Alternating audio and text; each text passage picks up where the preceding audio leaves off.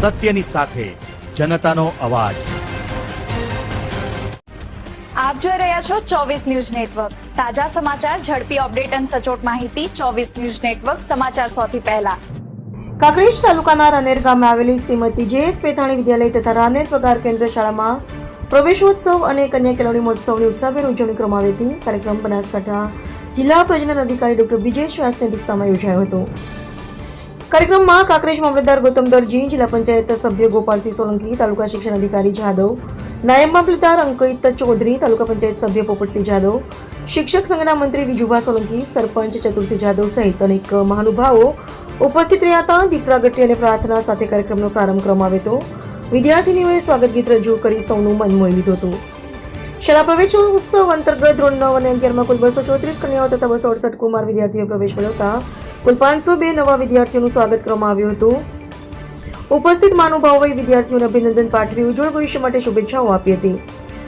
Doctor Brijesh વ્યાસે વિદ્યાર્થીઓને DPT રસીકરણ અંગે જાગૃત કરી આરોગ્યપ્રદ જીવન માટે સરકારી રસીનો લાભ લેવા અનુરોધ કર્યો હતો। આ પ્રસંગે શાળાના સંસ્કૃત કક્ષાનું ઉદ્ઘાટન કરવામાં આવ્યું હતું તેમજ વૃક્ષારોપણનો કાર્યક્રમ પણ યોજાયો હતો।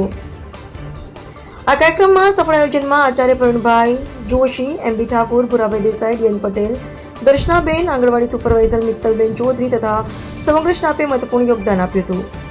ત્યારબાદ રાનેર પગાર કેન્દ્ર શાળામાં યોજાયેલા પ્રવેશોત્સવમાં બાલવાટિકામાં 30, ધોરણ 1માં 3 અને આંગણવાડી કેન્દ્રમાં 92 બાળકોને પ્રવેશ અપાયો હતો। મામલતદાર ગૌતમ દરજીએ સુંદર ગીત રજૂ કરનાર વિદ્યાર્થીઓને રોકડ પુરસ્કાર આપી સન્માનિત કર્યા હતા। નવા વિદ્યાર્થીઓને સ્કૂલ બેગ અને ચોપડાઓનું વિતરણ કરવામાં આવ્યું હતું। કાર્યક્રમનું સંચાલન નવીનભાઈ પરમારે અને આભાર વિધિ એમબી ઠાકોરે કરી હતી। આજે કન્યા કેળવણી મહોત્સવ અને શાળા પ્રવેશોત્સવમાં રાનેરની શાળાના અંદર જે પણ ભૂલકાઓને અત્યારે અહીં પ્રવેશ આપવામાં આવે છે એમને અમે આજે વેલકમ કરે।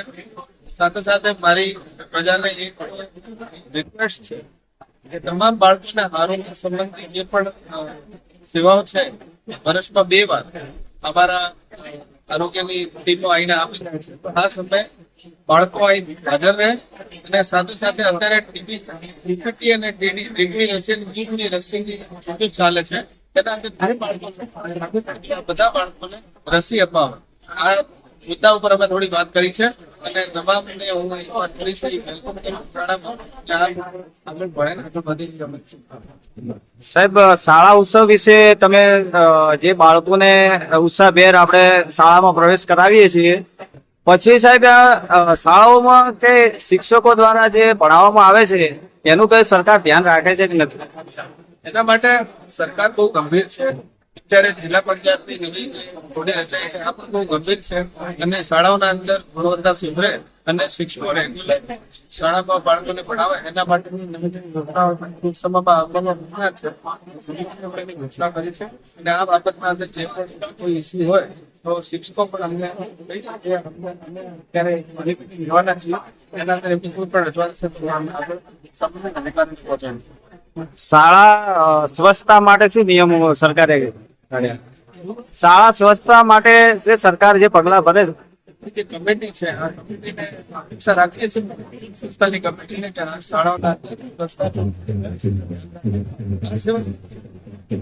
સરકાર તરફથી જે પણ ડિમાન્ડ જોઈતી હોય, માંગણી જોઈતી હોય આ પણ અહીં પૂરી થાય છે અને એમના આ પ્રમાણેના જે ફંડ કે ગ્રાન્ટ બાળકમાં આવતી હોય એના અંદર પણ આ થઈ શકે છે।